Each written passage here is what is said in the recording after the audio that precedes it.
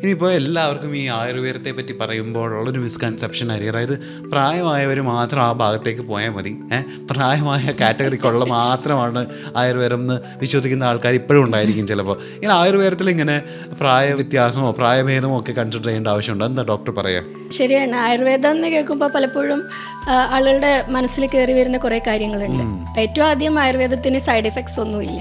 അപ്പം ആളുകൾ എന്ത് ചെയ്യും, ഈ മരുന്നുകളൊക്കെ ഒരിക്കൽ ഒരു പ്രിസ്ക്രിപ്ഷൻ കിട്ടിയാലും അവർ ലൈഫ് ലോങ് കഴിക്കുന്ന ഒരുപാട് പേര് എനിക്കറിയാം. അപ്പം അതാണ് ഈ കൂടുതൽ കോംപ്ലിക്കേഷൻസ് ഉണ്ടാവുന്ന ഏറ്റവും വലിയ പ്രശ്നം. പിന്നെ നമ്മൾ ഈ പറഞ്ഞ പോലെ ആയുർവേദം എന്ന് കേൾക്കുമ്പോൾ അതൊരു സുഖചികിത്സയ്ക്ക് വേണ്ടിയുള്ളതാണ്, അല്ലെങ്കിൽ വെൽനസ് പ്രോഗ്രാംസ് മാത്രമാണ് ഇപ്പം നമ്മൾ കൂടുതലും കേട്ടുവരുന്നതാണ് അല്ലേ, മസാജസ് എന്നൊക്കെ പറയുന്നത്.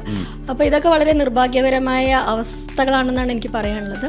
ഇപ്പം നമ്മുടെ ഭാരതീയ ശാസ്ത്രം ഇപ്പം നമുക്ക് എടുക്കുകയാണെങ്കിൽ തന്നെ അറിയാം, ഇപ്പം മോഡേൺ MBA മാനേജ്മെൻറ്റ് സ്ട്രാറ്റജീസ് ആണെങ്കിൽ പോലും നമ്മുടെ കൗട്ടില്യ അർത്ഥശാസ്ത്രത്തിലൊക്കെ പറയുന്ന ഫണ്ടമെൻ്റൽസ് ആണ് അല്ലേ.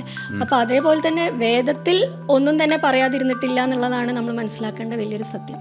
അപ്പോൾ ഒരു വേദിക് സയൻസാണ് ആയുർവേദം. അപ്പോൾ ഇങ്ങോട്ടേക്ക് നമ്മൾ പ്രപഞ്ചത്തിൻ്റെ താളത്തിനനുസരിച്ച് മുന്നോട്ട് എങ്ങനെ പോയാൽ എല്ലാ അവസ്ഥകളിലും, അത് ജന്മം മുതലായാലും അല്ലെങ്കിൽ നേരത്തെ പറഞ്ഞ പോലെ ഒരു ആൻറ്റിനേറ്റൽ പീരീഡ് തൊട്ടിങ്ങോട്ട് നമ്മുടെ ലാസ്റ്റ് ബ്രത്ത് വരെ നമ്മൾ ഓരോ കാര്യങ്ങളും ചെയ്യേണ്ടതും എല്ലാം കൃത്യമായി പറഞ്ഞു തന്നിരിക്കുന്ന ഒരു ശാസ്ത്രമാണ്. അതൊരിക്കലും ഒരു പ്രായമായുള്ള ഒരു അവസ്ഥയിൽ വാദസംബന്ധമായ രോഗങ്ങൾക്കോ നടുവേദനയ്ക്കോ അല്ലെങ്കിൽ ഉഴിച്ചിലും പിഴിച്ചിലും മാത്രം ഒതുങ്ങുന്ന ഒരു ശാസ്ത്രമല്ല.